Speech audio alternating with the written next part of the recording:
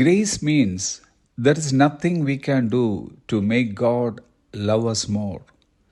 കൃപ അർത്ഥമാക്കുന്നത് ദൈവം നമ്മെ കൂടുതലായി സ്നേഹിക്കുവാൻ നമുക്കും ഒന്നും ചെയ്യുവാൻ കഴിയുകയില്ല എന്നാണ്.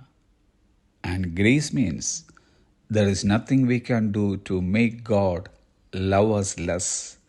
കൃപയെന്നാൽ ദൈവം നമ്മെ കുറച്ച് സ്നേഹിക്കാനായി നമുക്കൊന്നും ചെയ്യുവാൻ കഴിയുകയില്ല എന്നാണ്. നമ്മോടുള്ള ദൈവത്തിൻ്റെ സ്നേഹത്തിൻ്റെ അളവ് അടിസ്ഥാനപ്പെട്ടിരിക്കുന്നത് നമ്മുടെ ആരുടെയും പ്രവൃത്തികളുടെ തോതനുസരിച്ചല്ല, പകരം ദൈവത്തിൻ്റെ കൃപയാണ് അത് നിശ്ചയിക്കുന്നത്.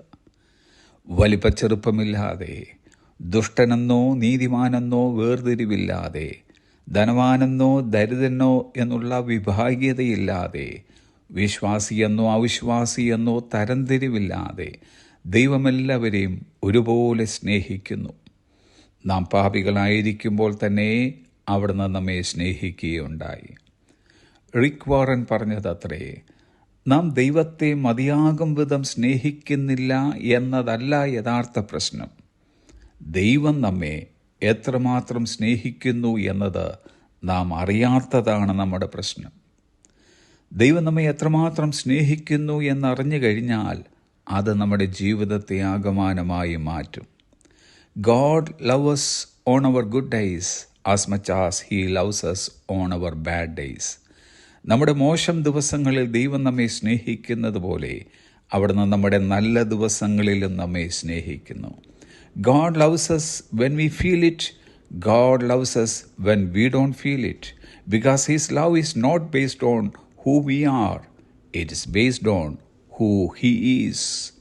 നമുക്കത് അനുഭവപ്പെടുമ്പോഴും അനുഭവപ്പെടാത്തപ്പോഴും ദൈവം നമ്മെ സ്നേഹിക്കുന്നു.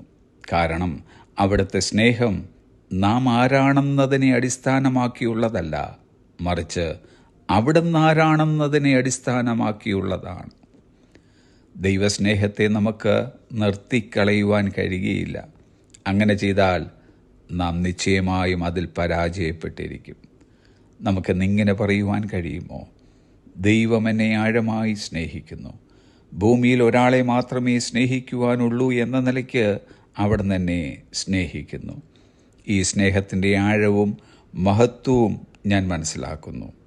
അതുകൊണ്ട് ദൈവ സ്നേഹത്തിൽ നിന്ന് എന്നെ വേർപിരിക്കുവാൻ ഒന്നിനും കഴിയുകയില്ല. Have A blessed day.